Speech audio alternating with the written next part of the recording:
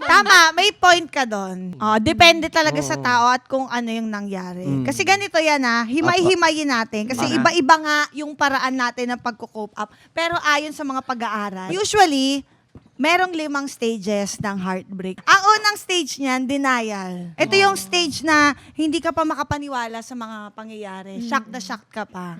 Yes. Yung parang, is this really happening? Kasi hindi pa nagsisink in. Oo, what is going on? Am I dreaming? Yung ganyan.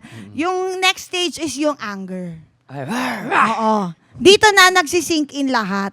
Lumalabas lahat ng galit mo. Kumbaga naintindihan mo na kung ano yung nangyari. Bargaining. Ito yung tumatawad ka. Literally, Nasa tumatawad resibo ka. Nakikipag-negotiate ka. Nagtatalo kasi yung isip at puso mo. Ilalaban ko pa ba? Patatawarin ko pa ba?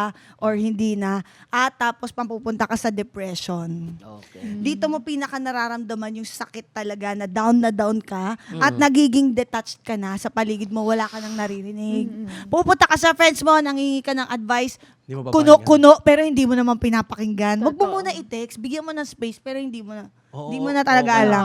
At nandyan na rin yung pinaka-favorite nating stage. Kung Ano lahat po? tayo magdadaan sa breakup, Ano po? ito yung pinakamaganda, yung acceptance. Yes. Dito ka lang talaga nagsisimulang mag-move on kasi tanggap mo yung reality na wala na kayo. Bugs. O, teka lang, ba't pumapasok na naman yung anger? May buhangin na po. Okay. Okay, magsimula tayo sa first stage, ha? Yan. Sa experience nyo, kayo ba ang madalas nakikipaghiwalay o hinihiwalayan? Ay, nako. Parang na-experience ko both. For Okay. me. Parang So, babalanse. Yes, nabalanse siya. Same. Na-experience ko naman yung ako yung hiniwalayan, tapos ako na-experience ko rin yung ako naman mismo yung nakipag-break. O kwentuhan mo kami tungkol dun sa kung paano mo na-realize na, ay, hiniwalayan ako, ano yung nag-lead doon, and ano din yung nag-lead sa'yo para makipaghiwalay. Maghiwalay. Oo.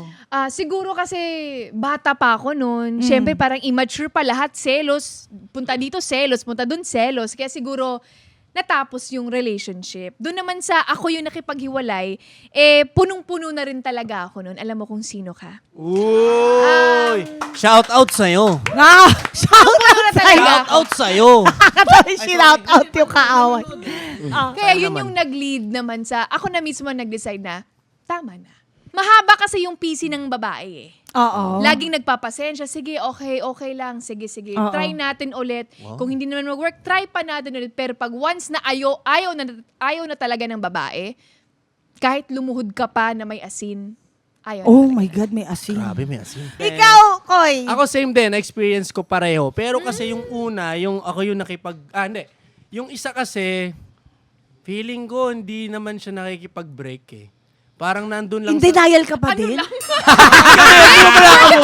na, be? Tama na, oo. Hindi siya nakikipag-break nun eh. Hindi, yung isa pareho pala ako nakipag-break. Wow. Hindi pala lang. Hoy, tigili. Ito Sorry. kasi yung nangyari niyan.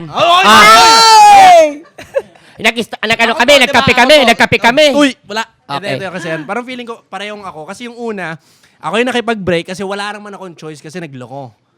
Hindi, wala naman. So, parang ang sa akin, Go kasi lang. baka maturity din. Nung time na yun siguro, baka kaya rin siya, hindi naman siya talaga valid yung mag-cheat ka. Pero para Siyempre. sa akin, para umabot ka doon, baka may nagagawa rin naman akong, or meron din ako hindi na-provide nung time na yun. Uy, ang bait mo naman. Pero regardless, Nagbago. kahit halimbawa, ito lang may butt in Go lang. lang po, Madam Chair. Kahit meron kang hindi nagagawa or hindi na po provide, pero nandun siya sa relationship, Oo. choice niya yun to stay eh. Hindi pa rin reason, walang enough reason para Para mag-cheat. gawin Kasi niya. hindi mo naman pwedeng takpan yung isang pagkakamali ng isa pang pagkakamali. Tama. Ikaw yung mas mali doon sa case na yun. Hindi ikaw siya. kala ko Kung ako sino yun. man siya. Hindi, Kilala ko, parang speaking- Ay siya, shish to rin. Anytime, anyone, anyhow. Halika manood at sumigaw. Anywhere in the world, everybody in the house. Click and subscribe.